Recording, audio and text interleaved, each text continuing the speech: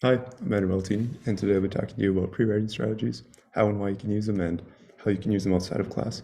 I think they're very important skills to develop and to use outside of class. I use them in my daily life, so I think that it's important to develop them in a context like this. Why pre-write? You should pre-write because it helps you gather your thoughts into a subject. It helps you narrow your focus on an essay. Sometimes in a class you might not have a clear idea of how to respond to a prompt, so it's very useful to pre-write and make sure you understand all the related ideas and to really help develop your thoughts as you prepare an essay.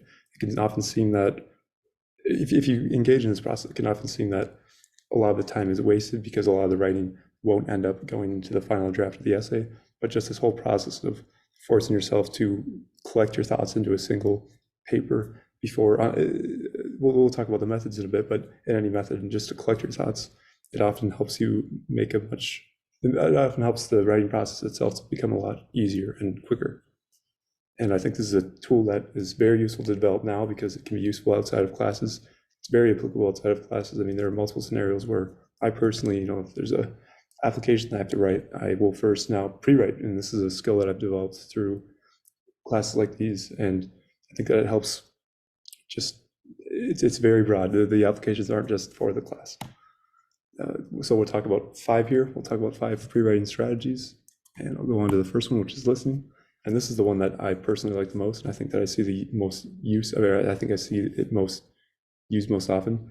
And so this is just where if you're given a thesis for a paper, you want to start listening in full sentences, shortened sentences, in a somewhat structured way. Start listening, connected ideas, connected concepts, or any ideas that you have to the paper. So if you want to start talking about, I don't know, the Bible and the Odyssey, there's a paper that wants you to connect the Bible and the Odyssey, then you would start in this strategy, just start listing off what you can think of that would connect the two, or what are their comparisons, how they contrast to each other, etc. And after you've gone through this process of writing out multiple lines and putting your thoughts on the page, you should return to it and think about, okay, now that I have all these ideas that I'd like to develop in an essay, how can I connect them? How can I connect my ideas and make them into a cohesive paper?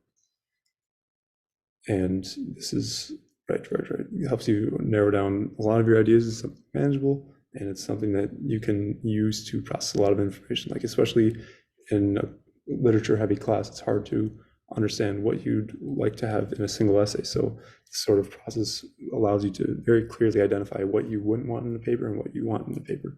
And that's something that you might not experience if you don't go through this process of pre-writing, especially in listing.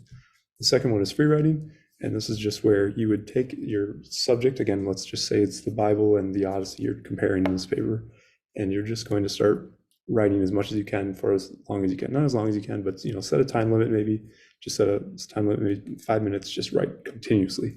It's an extreme version. There is an extreme version where you just don't stop writing no matter what. Like this point on here just says just keep writing. Even I don't know if you don't know what to say, but just to keep writing until you are reaching some time limit. And then this process of looping is then saying go back, and the process of looping is then to go back and analyze what you've read or analyze what you've written and begin that pre-writing process again. You begin this looping or begin this pre-writing again on the paragraphs you've already written before.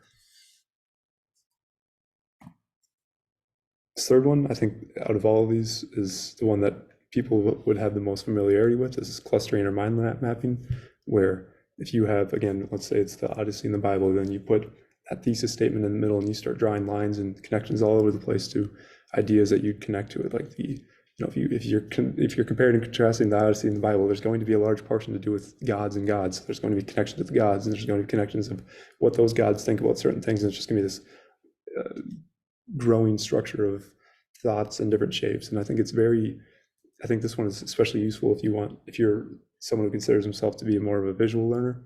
I think it's more helpful if you can see how all these ideas are connected, and if you are forcing yourself to draw physical connections between them. So it's very useful for tracking your ideas. This next one is called categorizing. I admit that it's more difficult to find a specific application of this outside if you have a paper where you're asked to analyze specific characters and their thoughts on specific topics in a book that you're talking about. So this example at the bottom here just says, this is from Toni Morrison's book.